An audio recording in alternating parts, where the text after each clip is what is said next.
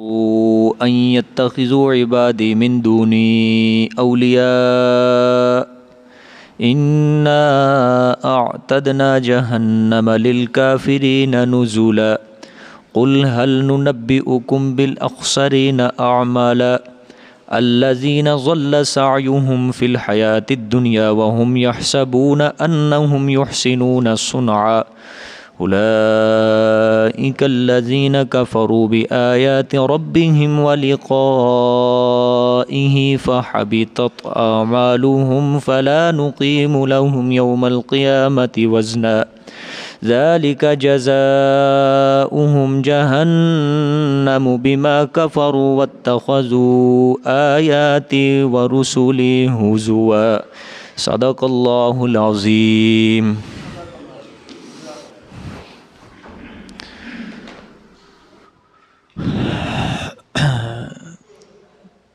یہ تھوڑا سا کلاس کا نظم و ضبط تھوڑا درست کرنا ہے کہ روزانہ جگہ تنگ ہوتی ہے، تو پچھلے درس میں جس طرح بیٹھتے تھے نا وہی ترتیب کر لیں گے، پیچھے کو لگ جائیں دیوار کے ساتھ.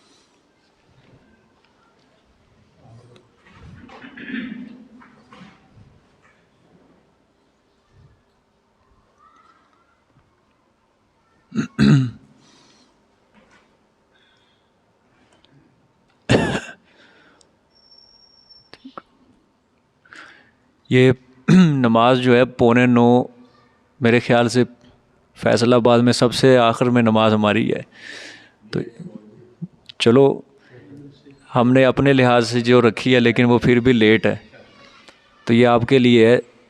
تو اگر آپ بھی اگر نماز کے اندر لیٹ آئے تو دیکھ لینا، یہ پھر آپ کے سر پہ یہی ہے. تو نماز میں کوشش کریں سب حضرات جلدی پہنچنے کی کوشش کریں. یہ چونکہ اگر آپ ہی غیر حاضر ہوں گے نماز کے اندر تو پھر فائدہ کوئی نہیں لیٹ کرنے کا، تو اسی وجہ سے رکھیے. ساتھی ہمارے ڈیوٹیوں سے لیٹ آتے ہیں تو کام کاج سے فارغ ہو کے اچھی طرح فریش ہو کے تاکہ وہ نماز کے اندر اور قرآن پاک کے اندر شامل ہو سکیں. تو کلاس کا جو یہ ہوگا اس طرح آج کے بعد یہی ہوگا کہ ادھر سے بھی تھوڑا سا ایسے پیچھے ہو جائیں، تھوڑا سا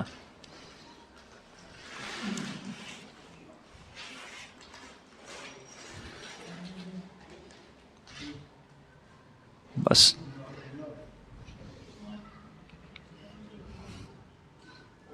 ٹھیک ہو گیا جی؟ اور کسی کو کوئی شکوہ شکایت؟ جی بھائی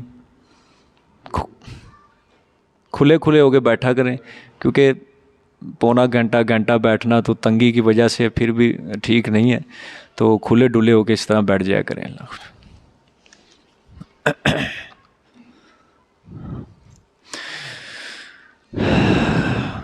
کل کا سبق جہاں تک ختم ہوا تھا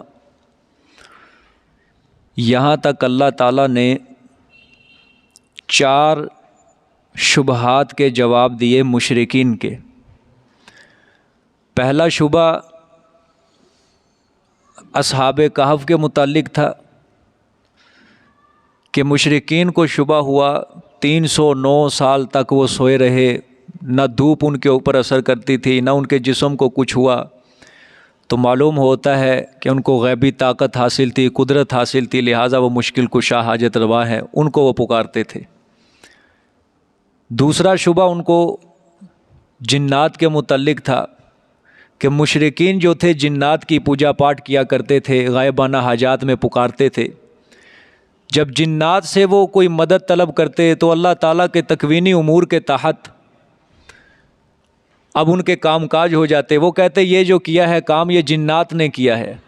اب ان کو بھی انہوں نے مشکل کشا سمجھ لیا. اللہ نے اس کا بھی جواب دیا، وَإِذْ قُلْنَا لِلْمَلَائِكَةِ اسْجُدُوا لِآدَمَ إِلَّا إِبْلِيسَ. وہاں پہ اللہ نے جواب دیا. تیسرا شبہ ان کو ہوتا تھا حضرت خضر علیہ السلام کے متعلق کہ ان کو غیبی امور کے اوپر تسلط حاصل تھا. حضرت موسیٰ علیہ السلام کو انہوں نے غیبی امور اللہ تعالیٰ نے وہ حضرت خضر کا اور حضرت موسیٰ کا واقعہ بیان فرما دیا.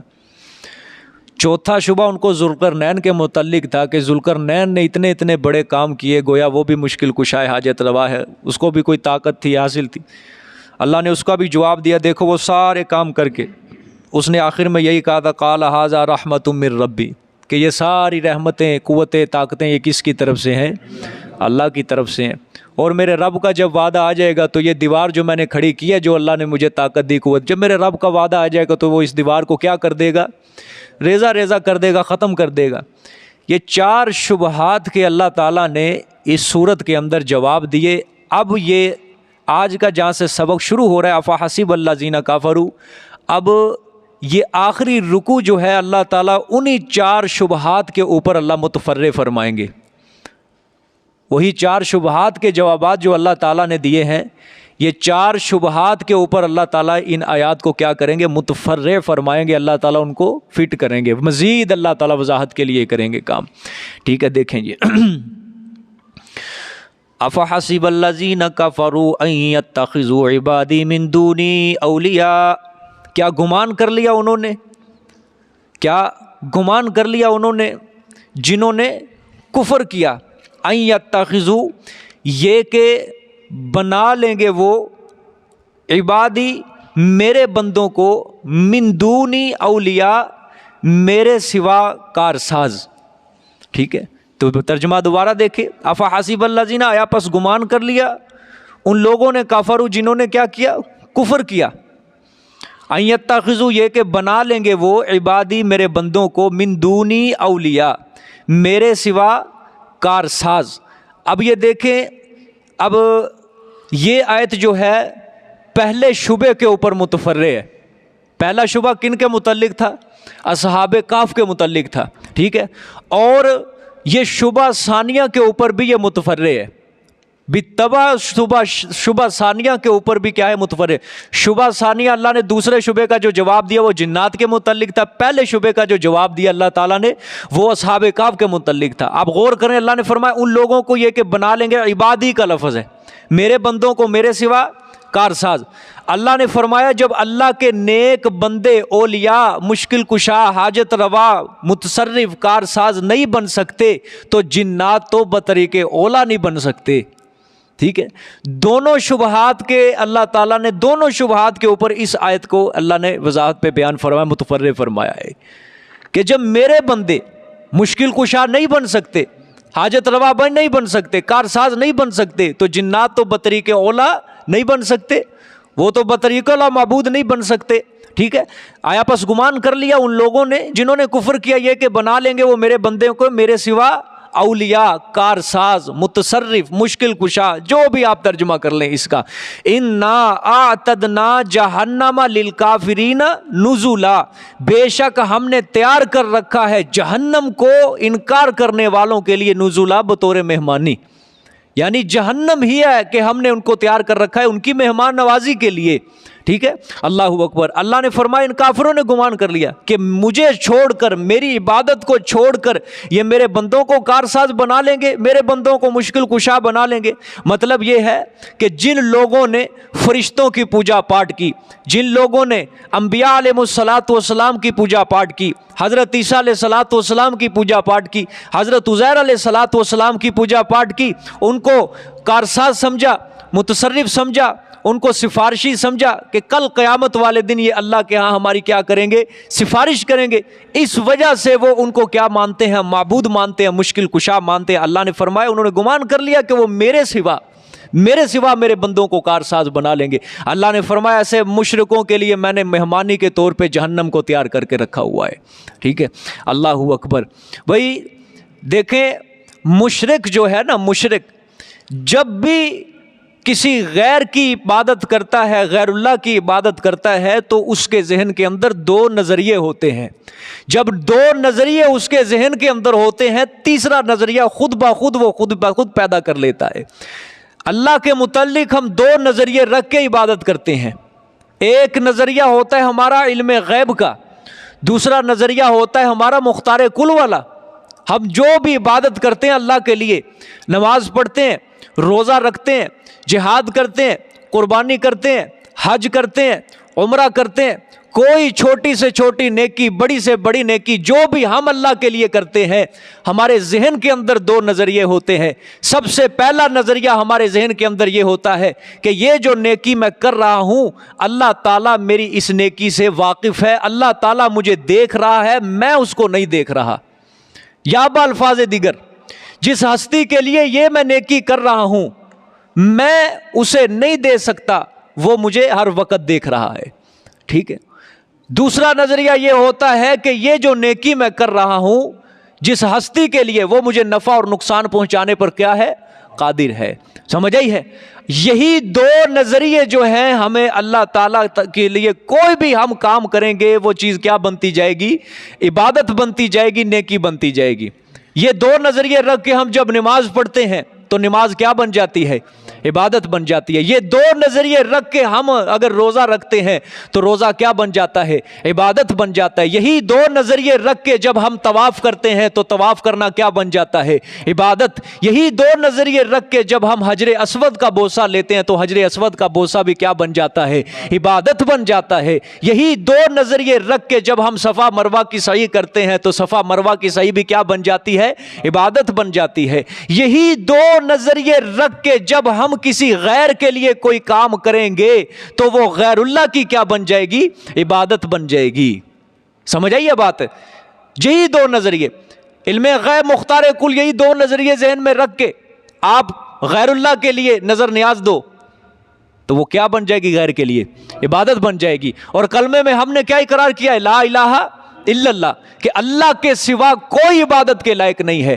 جب غیر کے لیے یہ دو نظریے رکھ کے ہم نے کوئی عمل کیا تو وہ غیر کی عبادت بن گئی، انسان مشرک ہو جاتا ہے۔ اور آپ کو پتا ہے ان اللہ لا یغفر ان یشرک بہ ویغفر ما دون ذلک لمن یشاء، کہ اللہ نے فرمایا کہ میں نے سب کو بخش دینا ہے لیکن ایک بندے کو میں نے نہیں بخشنا، سب کو بخش دوں گا، سب کو بخش دوں گا۔ ہاں، کسی کے نامہ اعمال میں صرف ایک نیکی ہو اور میرے ساتھ اس نے کسی کو شریک نہ کیا ہو، میں اس کو بھی بخش دوں گا۔ ہاں، کسی نے پوری زندگی نمازیں نہیں پڑھی، روزہ نہیں رکھا، زکوٰۃ نہیں دی، لیکن اس کے دل کے اندر میری وحدانیت والا سکہ حکومت کرتا تھا، میں اس کو بھی بخش دوں گا اگر میری رحمت جوش میں آئی۔ لیکن ایک بندے کو میں نے نہیں بخشنا۔ وہ بندہ کون سا ہے؟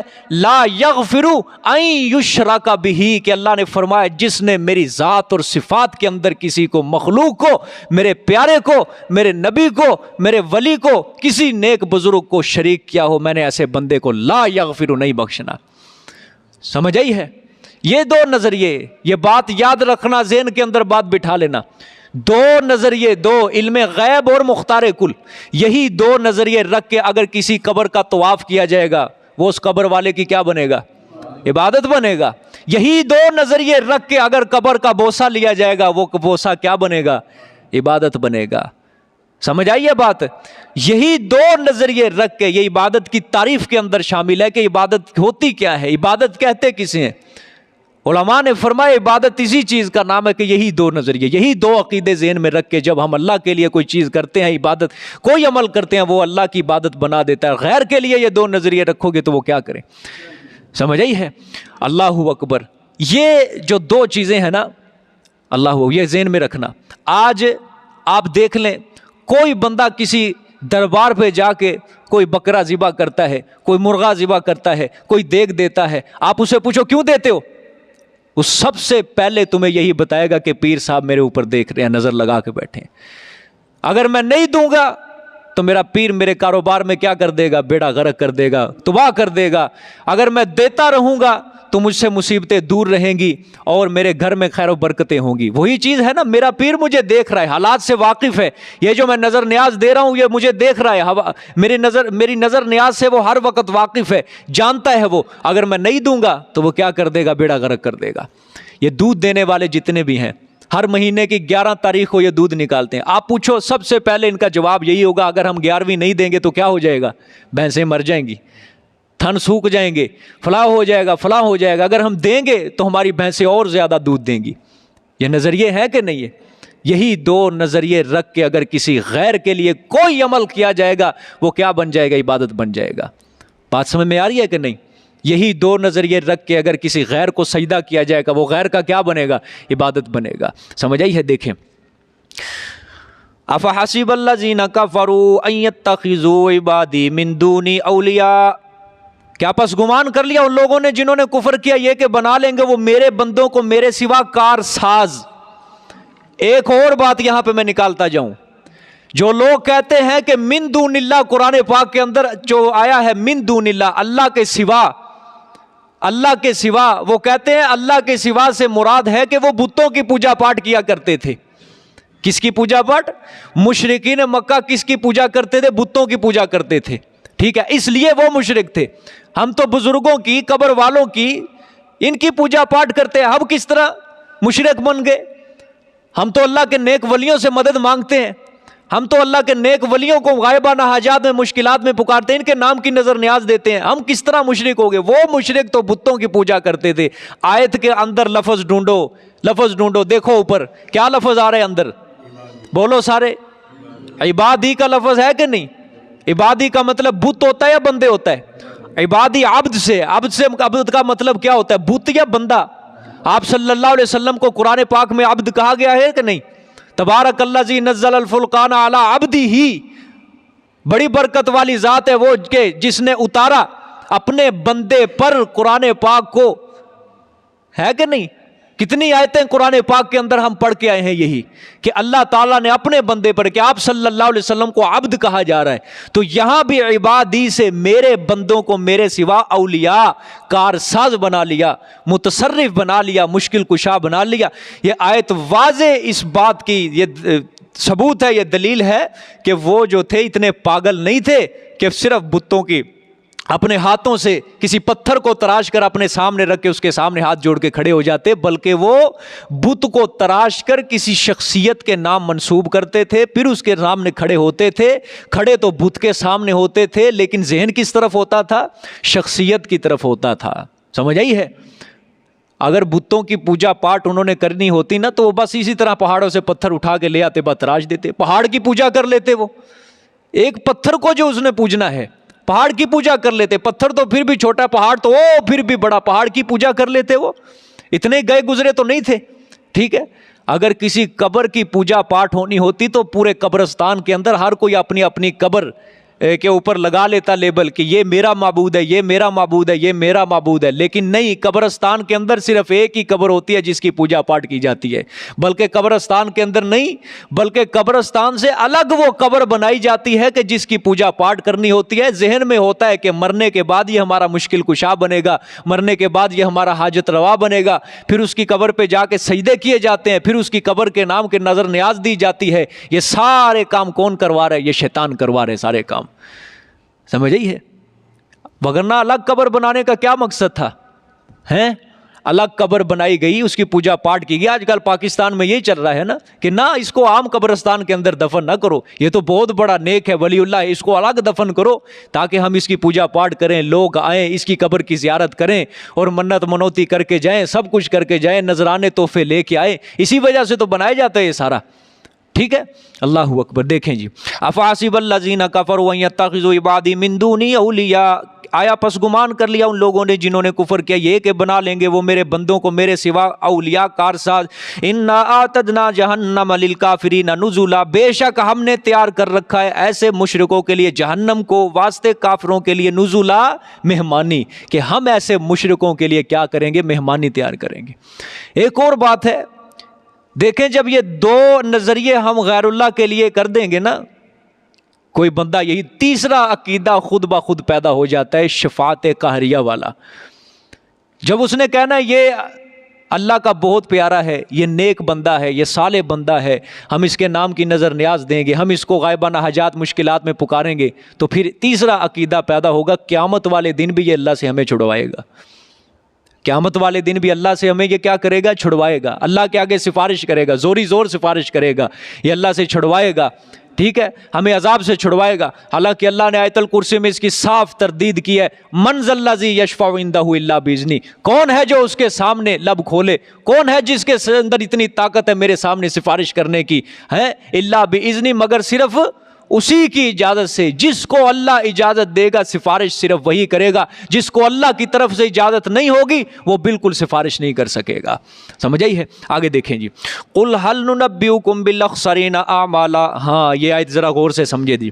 قل هل ننبئکم بالاخسرین اعمالا، فرما دو میرے پیغمبر، آیا ہم خبردار کریں تمہیں، آیا ہم خبردار کریں تمہیں، بتائیں تمہیں، بالاخسرین، ان لوگوں کے متعلق جو سب سے زیادہ تباہ ہیں، کیا ہم خبردار کریں تمہیں ان لوگوں کے متعلق، بالاخسرین جو سب سے زیادہ تباہ ہیں، کس اعتبار سے، اعمالا، ازروئے عمل کے، عمل کے اعتبار سے کون لوگ سب سے زیادہ گمراہ ہیں، کون لوگ سب سے زیادہ برباد ہونے والے، نقصان اٹھانے والے، الذین ضل سعیہم، وہ لوگ کہ جو گمراہ ہوئے، وہ لوگ جو برباد ہو گئی، سعیہم ان کی محنتیں، ان کی کوششیں، کہاں، فی الحیات الدنیا، دنیا کی زندگی کے اندر ان کی کوششیں کیا ہو گئیں، تباہ و برباد ہو گئیں۔ کس طرح، وَهُمْ يَحْسَبُونَ، اور وہ گمان کرتے تھے، وہ سمجھ رہے تھے، اَنَّهُمْ يُحْسِنُونَ صُنْعًا، کہ بے شک وہ اچھے کام کر رہے ہیں۔ کیا کر رہے ہیں؟ اچھے کام کر رہے ہیں، ٹھیک ہے، اللہ اکبر۔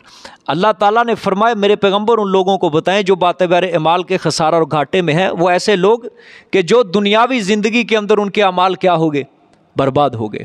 دنیاوی زندگی کے اندر یعنی انہوں نے بڑی محنتیں کی، بڑی جد و جہد کی، بڑی کوشش کی، بڑے بڑے نیک عمل کیے، رفاع عامہ کے اندر انہوں نے لا تعداد بے تحاشا پیسہ خرچ کر دیا، بلا سوچے سمجھے انہوں نے پیسے اڑا دیے، سمجھ رہے تھے کہ ہم کیا کر رہے ہیں، نیک کام کر رہے ہیں، لیکن وہ ساری نیکیاں ان کی کیا ہو گئیں، ضائع ہو گئی، برباد ہو گئیں۔ اللہ نے فرمایا ایسے لوگ کیا ہے، بالاخسرین اعمالا۔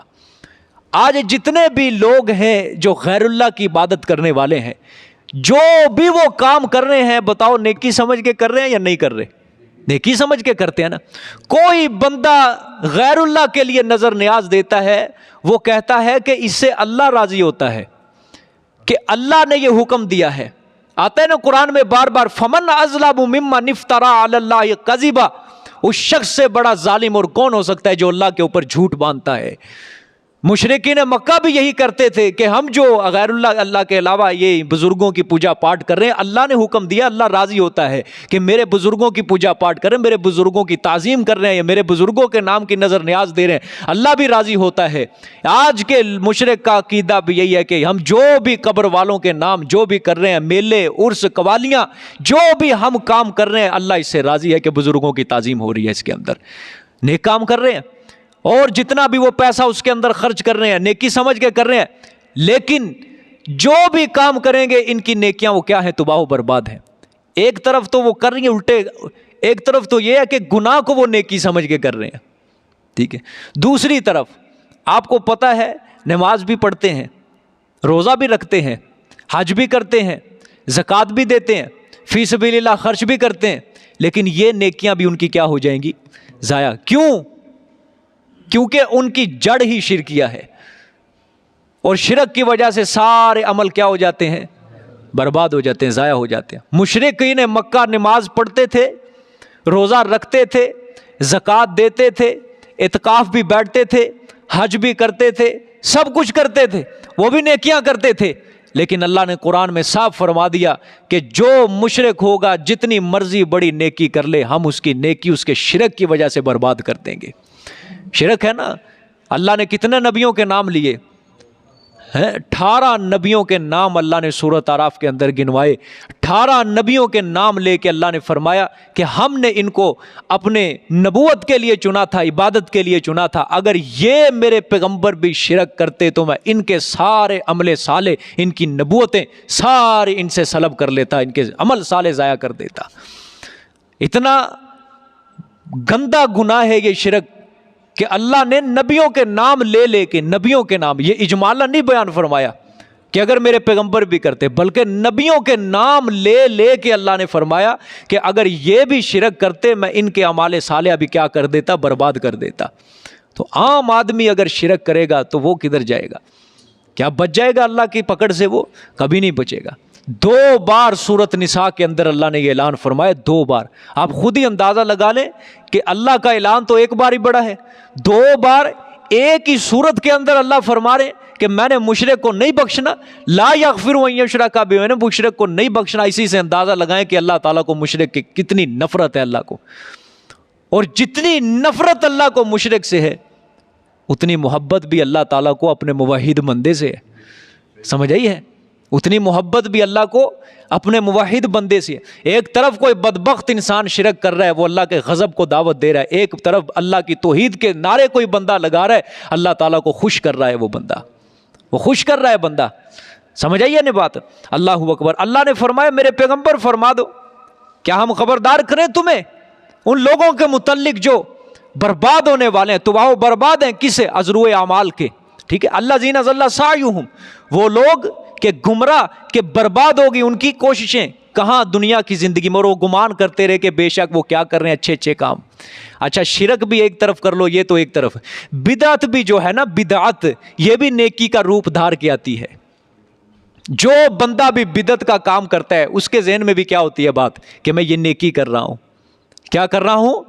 نیکی کر رہا ہوں۔ جو بندہ بھی دیکھو، کوئی کہہ ہی نہیں سکتا کہ بدعت، کہ اگر کوئی بندہ کہے نا یہ گناہ کا کام ہے، کوئی نہیں کہے گا، سب مانیں گے، ٹھیک ہے؟ بدعت آتی ہمیشہ نیکی کا روپ دار میں۔ آپ کسی بدعتی آدمی کو یہ کیوں کام کر رہے ہیں، کیا کہے گا؟ نیکی ہے، نیکی ہے، درود پڑھ رہے، نیکی ہے، ٹھیک ہے؟ درود پڑھنا بے شک نیکی ہے، بہت اونچا عمل ہے آپ صلی اللہ علیہ وسلم پر درود پڑھنا، لیکن اس کی کیفیت کو بدل دینا۔ مفسرین کا ایک اصول ہے، ضابطہ ہے، اصلہ ثابت وکیفیتہ بدعۃ، اس کی اصل تو ثابت ہو لیکن اس کی کیفیت کیا ہو، ایک نئی چیز اور بدعت بنا لی گئی ہو، ایسی چیز بدعت کے اندر شامل ہے۔ درود پڑھنا اس کی اصل ثابت ہے، قرآن پاک کے اندر اللہ نے فرمایا ہے یا ایھا الذین آمنوا صلوا علیہ وسلموا تسلیما، ہے وہ لوگوں جو ایمان لائے کہ اپنے پیغمبر پر کیا پڑھا کرو، تم بھی درود پڑھا کرو، سلام پڑھا کرو۔ اصل تو ثابت ہے اس کی، لیکن اس کی کیفیت بنا لینا کہ اذان سے پہلے ہی درود پڑھنا کیا ہے، ضروری ہے، اذان کے بعد بھی درود پڑھنا کیا ہے، ضروری ہے۔ دیکھو کیفیت بدلی کہ نہیں؟ حضرت بلال کی اذان حدیث شریف کے اندر لکھی ہوئی ہے، ہر مؤذن جو میرے پیغمبر عبداللہ ابن مکتوم رضی اللہ تعالیٰ کی اذان حدیث شریف میں لکھی ہوئی ہے، ہمیں بھی ثابت کر کے دکھاؤ کہ کیا حضرت بلال حبشی رضی اللہ تعالیٰ جس طرح تم ہو لوڈ سپیکر کے اندر اونچی درود شریف پڑھتے ہو، اس طرح بلال حبشی نے درود پڑھا تھا؟ جس طرح تم اذان کے بعد درود پڑھتے ہو اونچی آواز سے لوڈ سپیکر میں، کیا اس طرح بلال حبشی نے عبداللہ ابن مکتوم نے درود پڑھا تھا؟ پورے ذخیرہ حدیث چھان مارو تمہیں کہیں نہیں ملے گا۔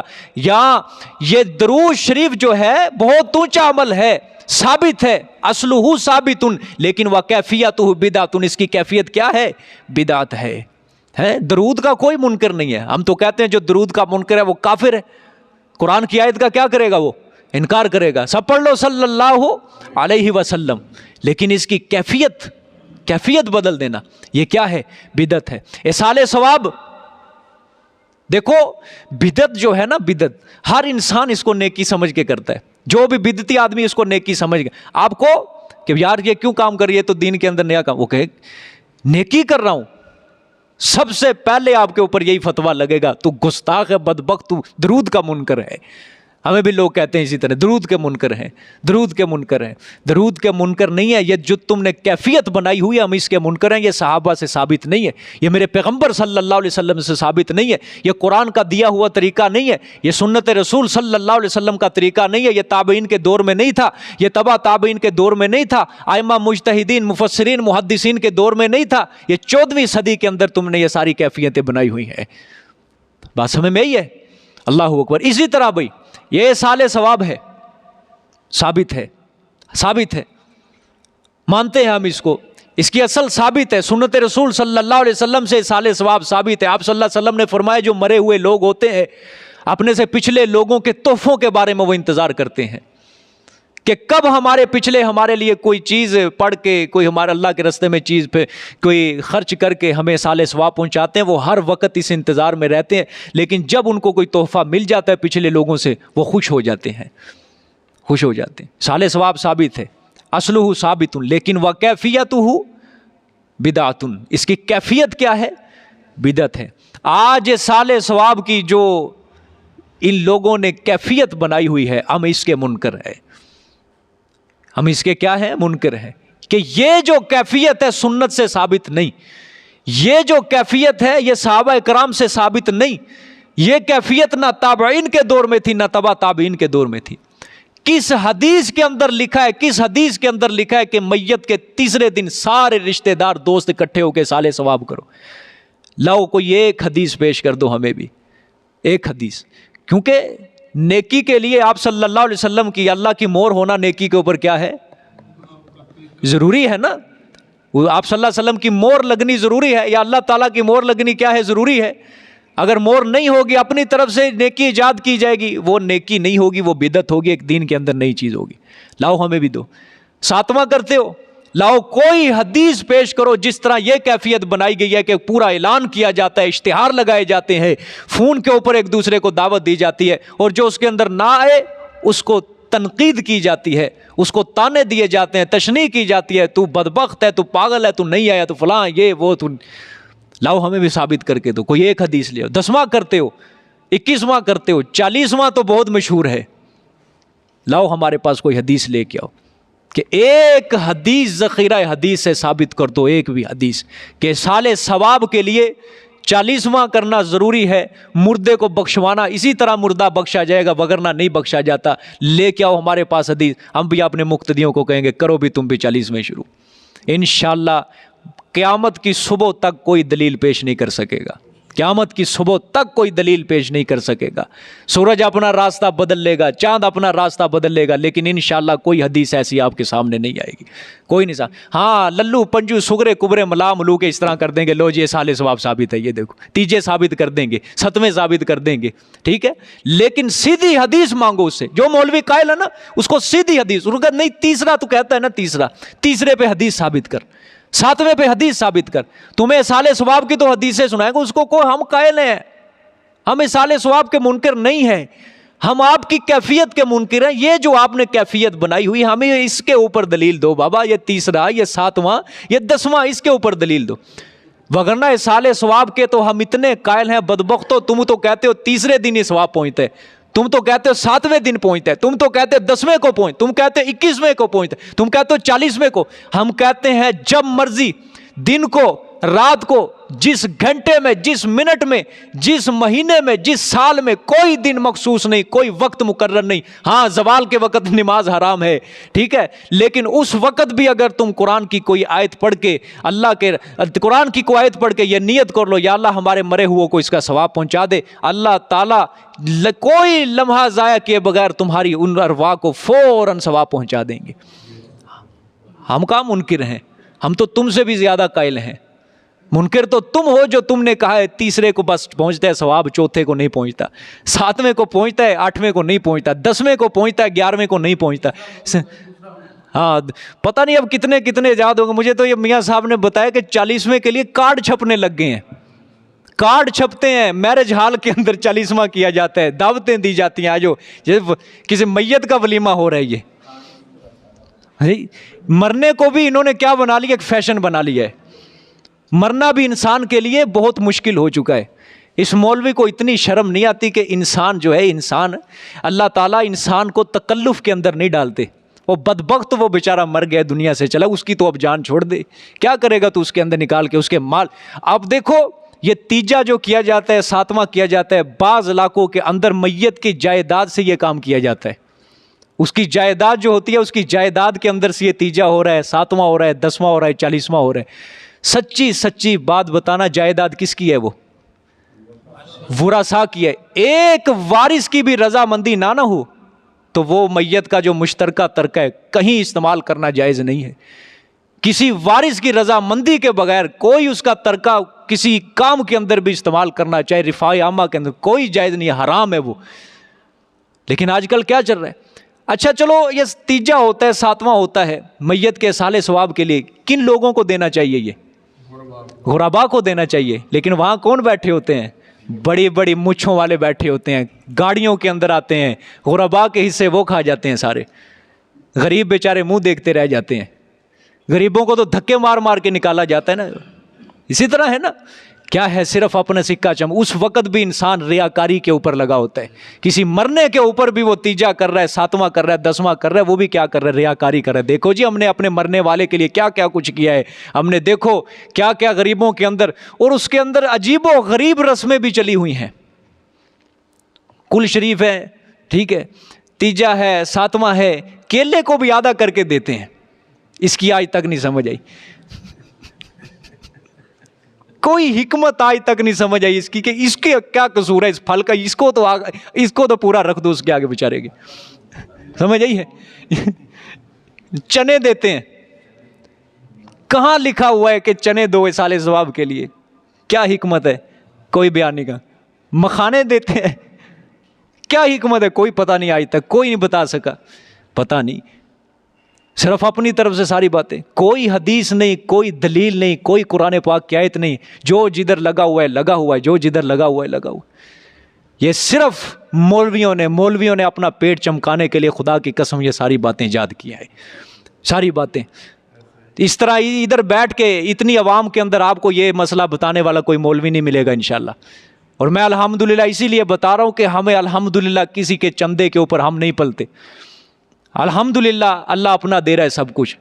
اور جب بھی اللہ نے یہاں منبر پہ بٹھایا، اس جگہ پہ بٹھایا، الحمدللہ اپنی زبان سے حق بیان ہوا ہے. اللہ کا شکر ہے. اور اللہ مرتے دم تک ہمیں اس بات کے اوپر قائم رکھے. استقامت بڑی چیز ہے نا، بڑی چیز ہے استقامت. انسان ہدایت حاصل کر لیتا ہے، اللہ اس کو راہ ہدایت پہ لگا لیتا ہے. وہ سمجھتا ہے مجھے ہدایت حاصل ہوگی، مجھ سے بڑا ہے ہی کوئی نہیں. لیکن تیسری چیز استقامت بہت بڑی چیز ہے.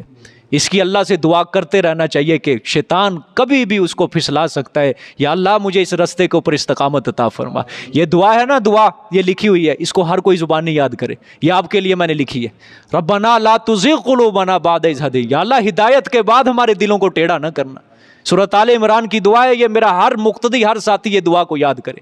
ربنا لا تزغ قلوبنا بعد اذ ہدیتنا وہب لنا من لدنک رحمہ. یا اللہ اپنی طرف سے رحمت ہی رحمت عطا کر. انک انت الوہاب. بے شک تو ہی سب سے زیادہ عطا کرنے والا، تو ہی سب سے زیادہ دین. یہ 2 منٹ لگیں گے میرے خیال زبانی یاد کرنے کے اندر. اور آپ کو پتہ ہے قرآنی دعائیں جو ہیں یہ اس کے اندر قبولیت کی زیادہ تاثیر ہے. پتہ نہیں ہمارے لوگوں کو کیا، فیس بک پہ تھوڑی سی دعا نظر آ گئی بس اس کو یاد کرنے لگ جاتے ہیں.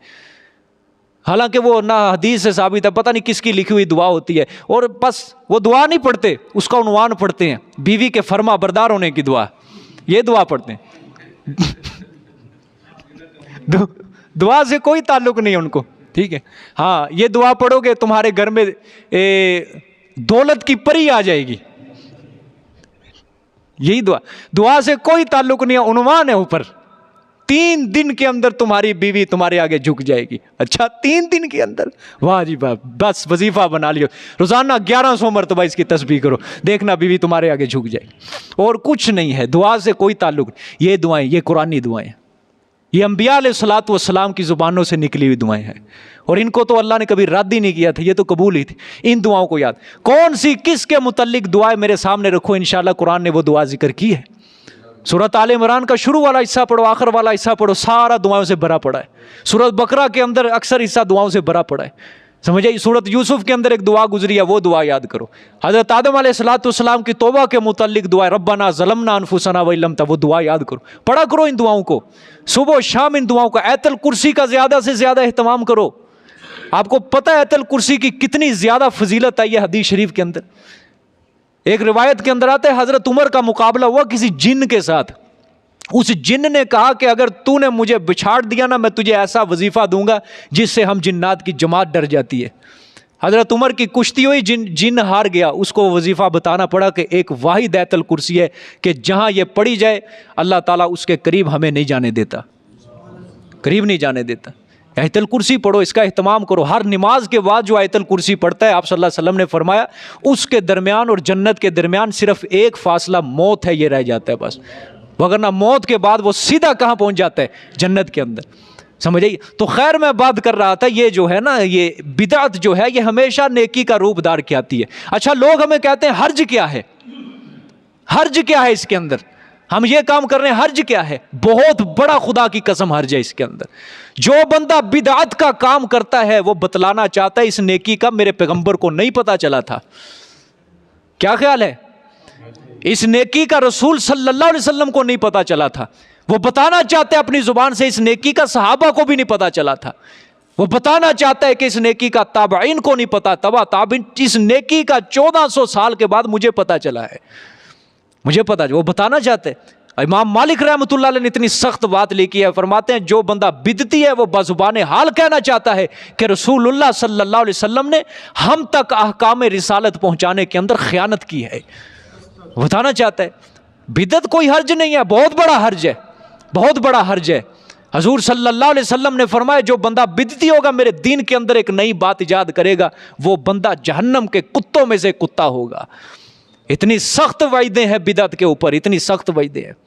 جو بھی کام کرتے جاؤ، جو بھی کام دین کے اندر وہ ثابت نہ ہو، 10 روپے کا نوٹ ہو، حکومت کی مہر نہ ہو، دکاندار کے پاس جاؤ، دے دے گا تمہیں چیز اس کے بدلے؟ کبھی نہیں دے گا۔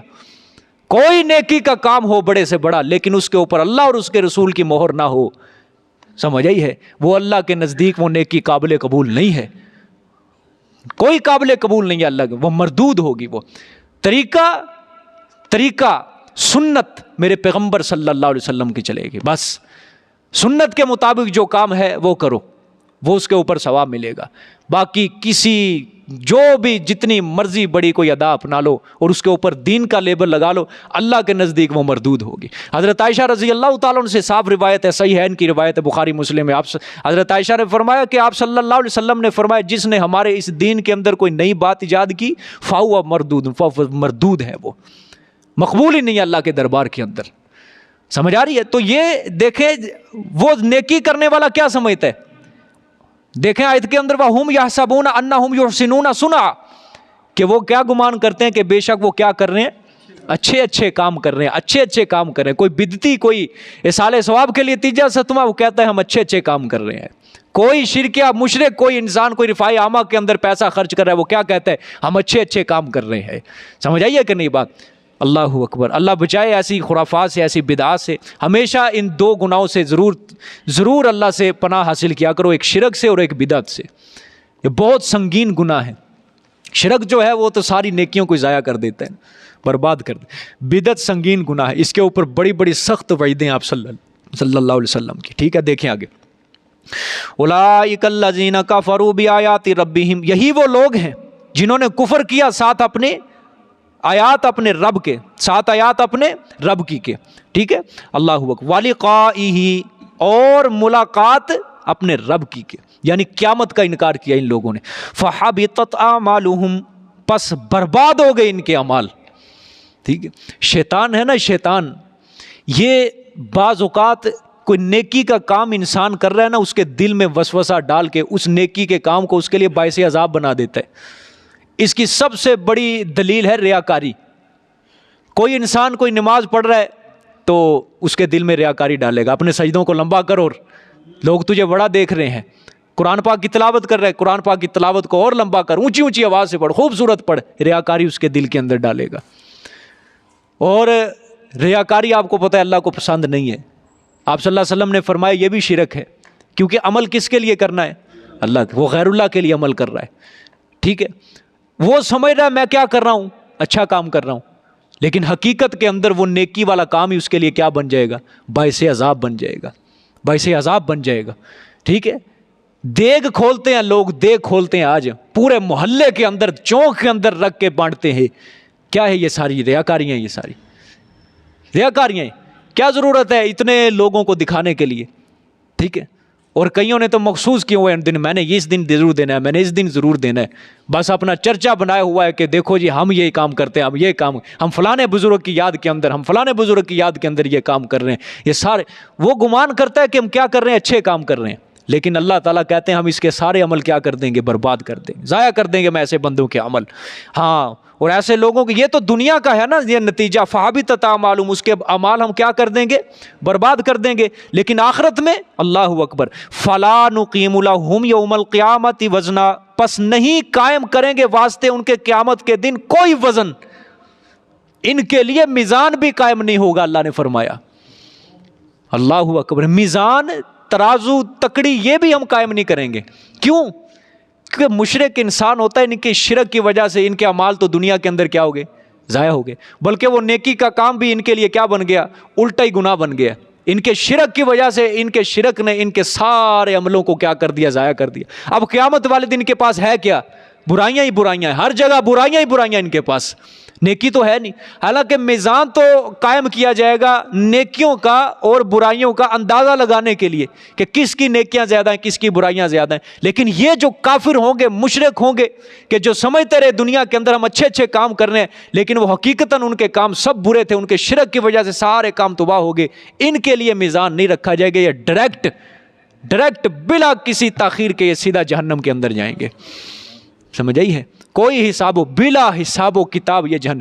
جس طرح بلا حساب و کتاب ایک مشرک جہنم کے اندر جائے گا نا، اسی طرح انشاءاللہ العزیز بلا حساب و کتاب ایک موحد بندہ بھی جنت کے اندر ضرور جائے گا. اور اس دور کے اندر، اس پرفتن دور کے اندر کہ ہر طرف شرک کی وبا چار چفیرے پھیلی ہوئی ہے، چاروں اطراف کے اندر شرک کی وبا پھیلی ہوئی ہے، ایسے ماحول کے اندر کسی انسان کے دل کے اندر توحید آ جائے، توحید بس جائے، یہ اللہ تعالیٰ کی بہت بڑی رحمت ہے اس کے اوپر، بہت بڑی کرم نوازی ہے اس کے اوپر کہ جس کے دل میں اللہ کی توحید حکمرانی کرنے لگ جائے کہ ہر طرف شرک ہے، کہ بری صحبت کا اس کے دل کے اوپر اثر نہیں پڑا. ذالک فضل اللہ علینا، حضرت یوسف نے فرمایا کہ شرک سے بچ جانا اور توحید کا سمجھ میں آ جانا یہ ہمارے اوپر کس کا فضل ہے؟ یہ اللہ کا فضل ہے ہمارے اوپر. ہمارا بھی کوئی کمال نہیں ہے، ہمارا بھی کوئی کمال نہیں ہے، ہمارا بھی کوئی کردار نہیں ہے. سارے کا سارا کردار اور سارے کا سارا کمال صرف کس کا ہے؟ اللہ کا کمال ہے کہ اللہ نے ہمیں اتنی مخلوق کے اندر سے چنا اور ہمارے دلوں کے اندر اپنا خوبصورت عقیدہ توحید والا رکھ دیا. اللہ اکبر. اور یہ اسی طرح ہے کہ جس طرح ایک ہیرے کو ایک کتنے خوبصورت ایک ڈبے کے اندر سجا کے رکھا جاتا ہے ایک ہیرے کو، ایک جواہرات کو، اسی طرح اللہ نے ہمارے دل کے اندر، ہمارے دل کو اللہ تعالیٰ نے جان کے دیکھا، ہمارا دل صاف تھا، اللہ تعالیٰ نے یہ ہیرے والا عقیدہ ہمارے دل میں رکھ دیا. اللہ مرتے دم تک ہمیں اس عقیدے کے اوپر قائم و دائم فرمائے.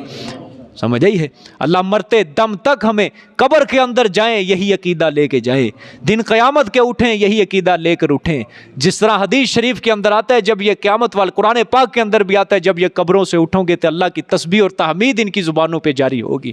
روز محشر بھی اللہ کی تسبیح و تحمید کریں گے.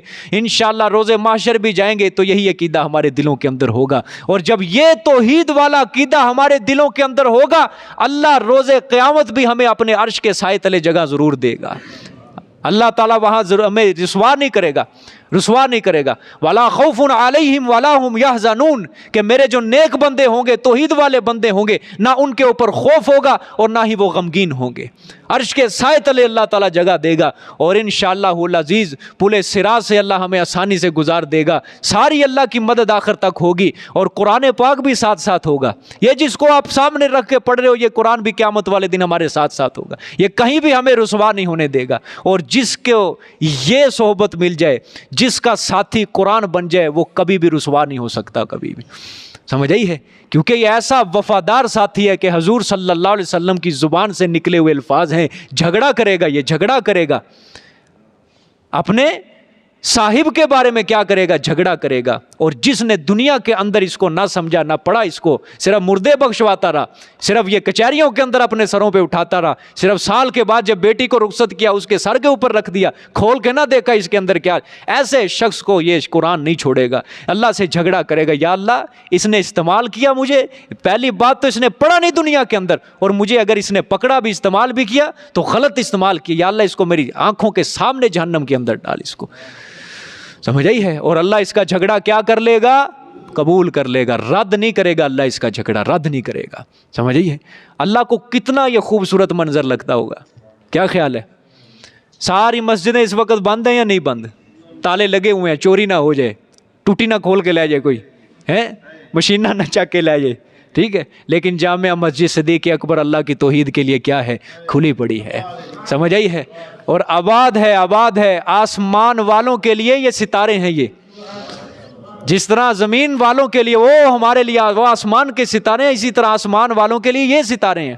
فرشتوں کے لیے یہ ستارے بیٹھے ہوئے ہیں. حدیث شریف کے اندر آتا ہے کہ فرشتے جو ہیں اللہ کی زمین کے اوپر چکر لگاتے ہیں. کیوں؟ کہ کوئی مجلس ایسی ملے جہاں خالص اللہ کا ذکر ہوتا ہو.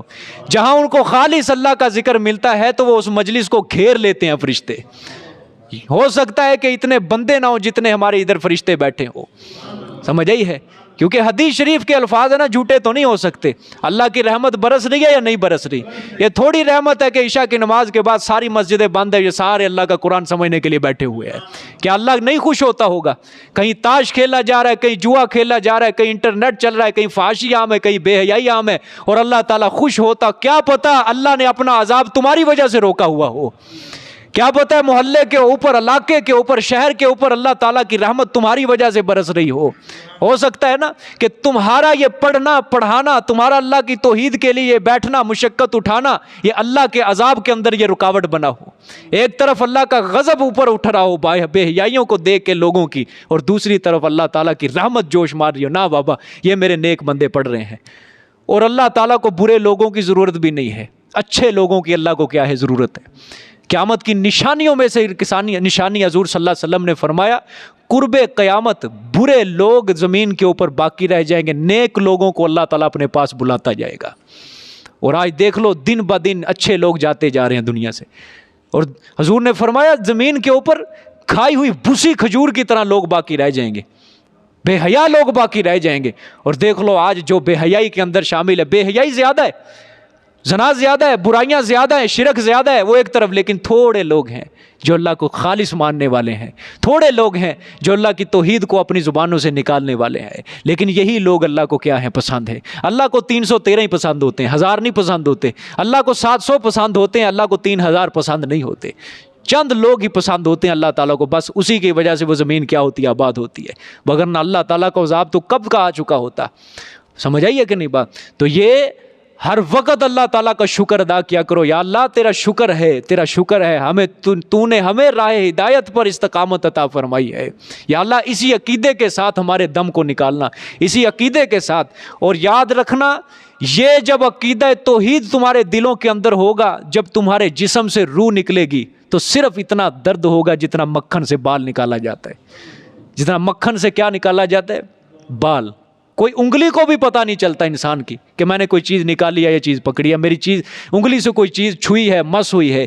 تو اسی طرح اتنا سا بس فرق ہوگا کہ جس طرح مکھن سے کیا نکالا جاتا ہے, بال نکالا جاتا ہے. سمجھ آئی ہے؟ دیکھیں جی, فحبطت اعمالهم, برباد ہو گئے ان کے اعمال, برباد ہو گئے ان کے اعمال. فلا نقیم لهم یوم القیامت وزنا, پس نہیں قائم کریں گے ہم واسطے ان کے قیامت کے دن کوئی وزن, کوئی میزان, کوئی ترازو نہیں کام ہوگا. بلا حساب و کتاب جہنم کے اندر پھینک دے گے. ذالک جزاؤہم, ہاں بلکہ وہی جزا ہوگی. کیا جزا ہوگی؟ جہنم, یعنی جہنم. یہ جہنم ان کے لیے بدلہ ہوگا بس, اور کچھ نہیں ہے.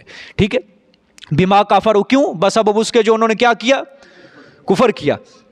واتخذوا, اور بنایا میری آیات کو, ورسلی, اور میرے رسولوں کو, حضوا. آگے دیکھو لفظ کیا لکھا ہے, حضوا, مسخری کیا ہوا. معلوم ہوتا ہے جو مشرک ہوگا وہ اللہ کی آیات کے ساتھ کیا کرے گا, مذاق کرے گا. رسول کے ساتھ کیا کرے گا, مذاق کرے گا.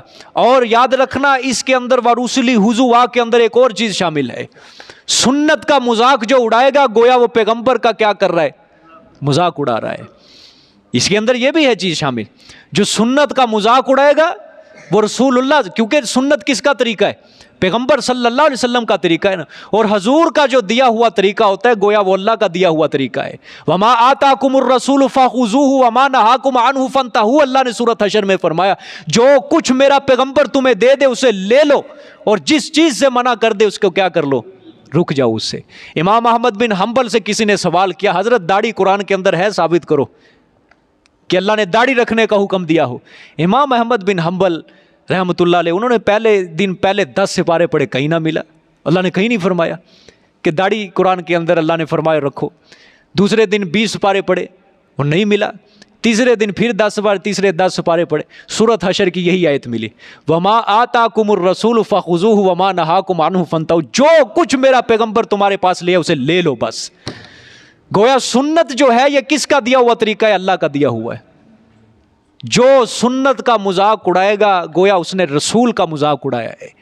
जिसने सुन्नत को तखफीफ मजाक समझते हुए लोगों से छुपाया कि लोग मेरे सामने बड़े पेंट कोट वाले मॉडर्न बैठे हैं और मैं हजूर की सुन्नत पे अमल करूंगा और मेरे लिए ये बेइज्जती का बाइस बनेगा, गोया वो हजूर सल्लल्लाहु अलैहि वसल्लम की सुन्नत का मजाक उड़ा रहा है। समझ आई है? और सुन्नत का मजाक उड़ाना गोया किसका मजाक उड़ाना है? रसूलुल्लाह सल्लल्लाहु अलैहि वसल्लम का मजाक उड़ा रहा है। मैं आपसे गुजारिश करता हूँ खुदा के लिए, आप हुजूर सल्लल्लाहु अलैहि वसल्लम की अब सुनते भी जिंदा करो। जहाँ अल्लाह ने आपको अकीदा तौहीद दिया है वहाँ आपको ये भी चाहिए कि आप हुजूर की क्या करो? सुन्नतों को जिंदा करो। समझ आई है? जज़ाकल्लाह जी, सदक़ल्लाह। ये कल इंशाअल्लाह जी सूरत ख़त्म होगी तो ये हाज़री भी दे दें जी।